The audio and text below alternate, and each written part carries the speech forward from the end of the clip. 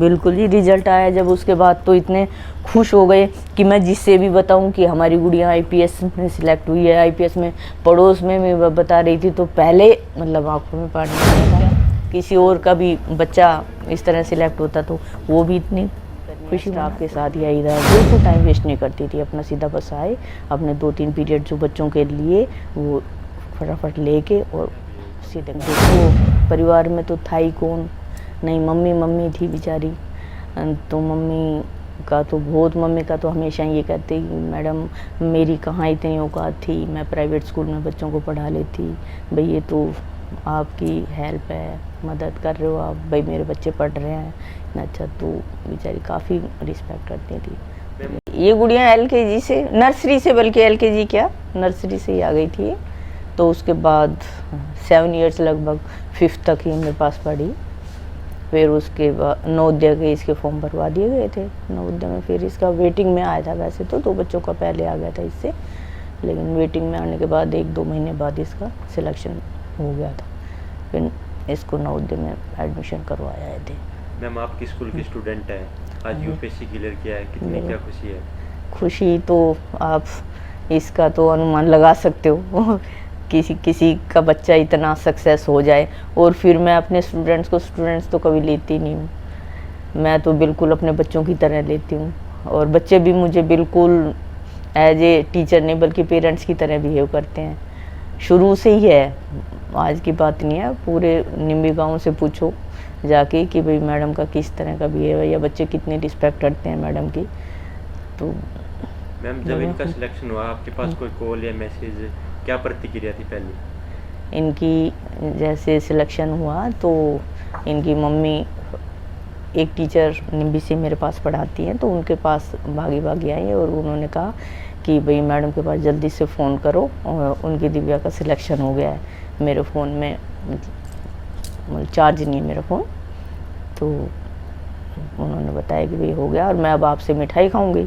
मैंने कहा मिठाई क्या आप कहोगे, मैं तो वो चीज़ खिलाऊंगी आपको। तो हम तो इसी चीज़ के इंतज़ार में थे।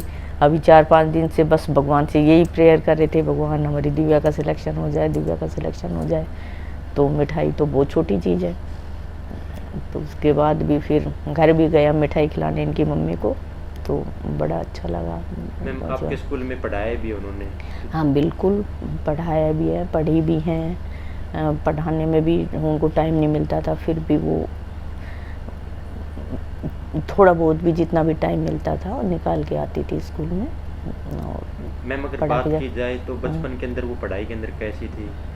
पढ़ाई में शुरू से ही वो इंटेलिजेंट थी, बड़ी सिंसियर सी, बड़ी भोली सी, बड़ी मतलब बहुत इनोसेंट सी।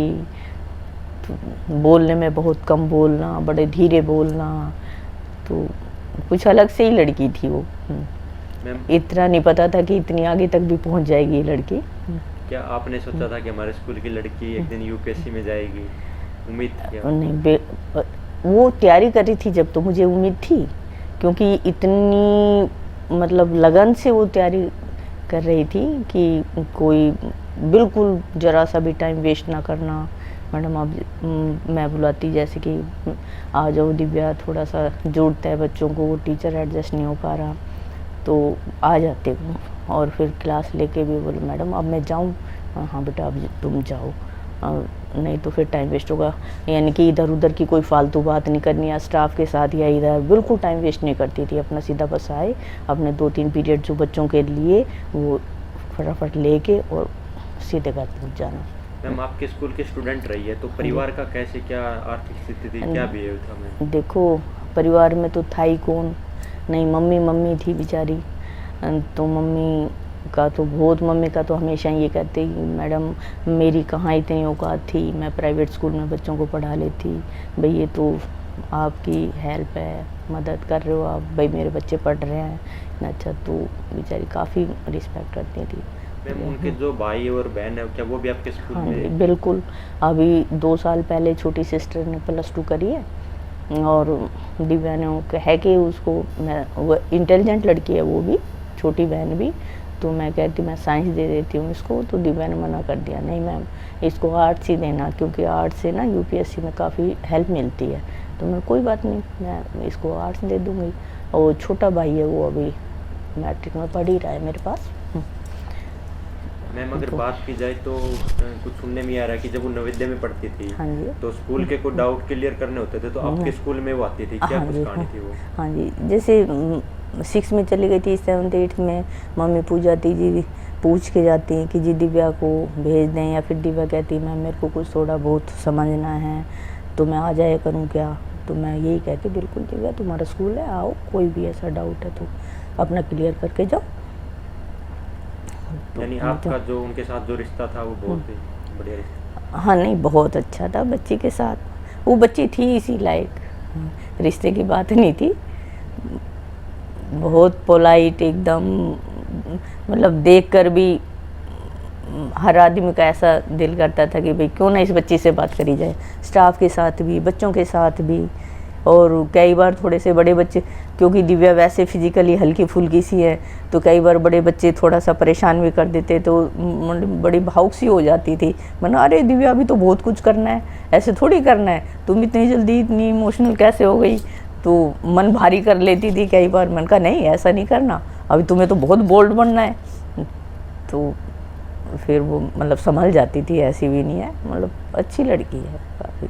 मैम आपके स्टूडेंट ने यूपीएससी किया है, कितनी क्या खुशी है? ये तो खुशी की तो आप मेरे से बार बार मत पूछो कि मैं बहुत खुश हूँ, इतने खुश हूँ कि आसपास, जबकि देखो बहुत अभी कई तो कह देते हैं कि जी वो तो नवोदय से थी और आपसे क्या था। मन का वो तो हमें पता है नवोदय से थी, लेकिन नवोदय से भी तो वो हमारे पास से ही गई थी, हमने ही भेजा था नवोदय में भी। तो जितना लगाव हमारा हो सकता है उतना नवोदय वाले टीचर का थोड़ी ना हो सकता है। तो बच्ची बहुत खुश हूँ जी मैं तो मेरी बच्ची से। यूपीएससी क्लियर होने के बाद आपकी मुलाकात हुई हो? बिल्कुल मुलाकात नहीं जी, यहाँ से जैसे राव तुलाराम चौक से हम उनको लेके गए थे सम्मानित करते हुए, तो पूरे गांव वालों का ये था कि मैडम आप ही पगड़ी पहनाओगे, आप ही माला डालोगे, दिव्या के साथ आप ही खड़े होगे। इसमें जो गाड़ी थी वो कौन सी थी, थार गाड़ी के अंदर। फिर उधर स्टेज के ऊपर भी मैडम आप ही दिव्या के साथ बैठोगे।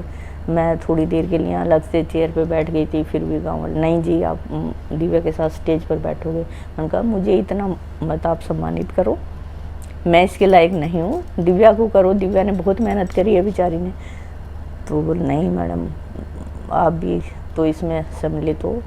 राव तुलाराम चौक पे जब दिव्या आई थी तो हाँ शायद जी। सबसे पहले आपकी मुलाकात उनसे हुई थी। हम बिल्कुल तो देखो एक बार उस क्षण को हम ये चाहेंगे कि हमारे दर्शकों तक पहुंचाने का काम करें। हाँ बिल्कुल, अभी वो क्षण तो ऐसे थे कि सभी जो देखने वाले वो भी कह रहे थे, सभी से ताऊ जी नमस्ते, मौसा जी नमस्ते करती हुई आ रही थी, लेकिन सीधा आके मेरे पैर वो छू रही थी। तो आप ये बताओ कि मैं कितनी मतलब उस टाइम मतलब क्या कह सकती हूँ मैं, उन क्षणों को मतलब वर्णन नहीं कर सकती। तो कितना अच्छा लग रहा था। दिव्या ने आके पूछा मैडम आपको कैसा अच्छा लगा क्या? मन को अरे दिव्या अच्छा ही लगा बस, अच्छा शब्द तो कुछ भी नहीं है। तो बहुत खुश थे हम सभी। आगे पीछे जो भी हमारे थार के अंदर बच्चे खड़े थे वो भी हमारे स्टूडेंट ही थे, तो सब बड़े मतलब उसके साथ मजाक करते हुए जा रहे थे, भाई दिव्या अब तो हम तेरे से तू करके बोलते हैं, अब आईपीएस बन के आएगी तो फिर हम तेरे से कैसे बोलेंगे। तो बहुत हंस रहे थे, हम खुश हो रहे थे। मैम 2 दिन तक आपके खुशी के आंसू नहीं सूखे। बिल्कुल वो क्षण आप एक बार कृपया करके। हाँ जी बिल्कुल जी, रिजल्ट आया जब उसके बाद तो इतने खुश हो गए कि मैं जिससे भी बताऊं कि हमारी गुड़िया आईपीएस में सिलेक्ट हुई है, आईपीएस में, पड़ोस में मैं बता रही थी तो पहले मतलब आंखों में पानी आ रहा था। तो ये भी खुशी के आंसू होते हैं, खुश थे बस बहुत ज़्यादा, पूछो मत आप। और वो तो देखो स्वाभाविक है, मेरा ही क्या किसी और का भी बच्चा इस तरह सिलेक्ट होता तो वो भी इतनी खुशी मनाते। फिर हमारे तो शुरू से ही बिल्कुल बचपन से ही उसे लिंक है। मैम अभी भी देख पा रहे हैं कुछ खुशी के आंसू आपकी आंखों में। तो कोई जो स्कूल टाइम के अंदर आप जो स्पेसिफिक हो? स्टोरी तो क्या बताऊं मैं आपको, अभी मुझे तो कुछ ऐसा ध्यान भी नहीं है दिव्या के साथ, क्योंकि टाइम थोड़ा सा अभी लंबा हो गया, बैच बहुत ज़्यादा निकल जाते हैं बच्चों के, कुछ याद भी रहते हैं तो भूल भी जाते हैं। मैम कहीं ना कहीं जो स्कूल के और स्टूडेंट्स हैं, हाँ जी, उनको कहीं ना कहीं से मोटिवेशन तो मिलेगा। हाँ बिल्कुल मिलेगा ये बच्चों को। अब तो मिलेगा क्या, अभी जैसे ही दिव्या का सिलेक्शन हुआ तो लड़कियां +2 में आई हुई थी, तो वो कह रही हैं कि जी दिव्या ने तो हमारा जीना हराम कर दिया। मैं ना वो कैसे कर दिया भाई, बोली हमारी तो दादी अब लड़ना शुरू हो गई कि तुम पढ़ती नहीं हो, देखो वो लड़की कितना ऊंचा उठ गई और तुम बात बनाती रहती हो, ये है वो है। बोलिए अब तो दिव्या ने अच्छा IPS का क्लियर करा, हमें तो घर में रहना ही बड़ा भारी हो रहा है। मैंने भारी नहीं हो रहा, बहुत अच्छा हो गया, तुम भी इस बहाने कुछ ना कुछ पढ़ोगी, सीखोगी, तैयारी करोगे।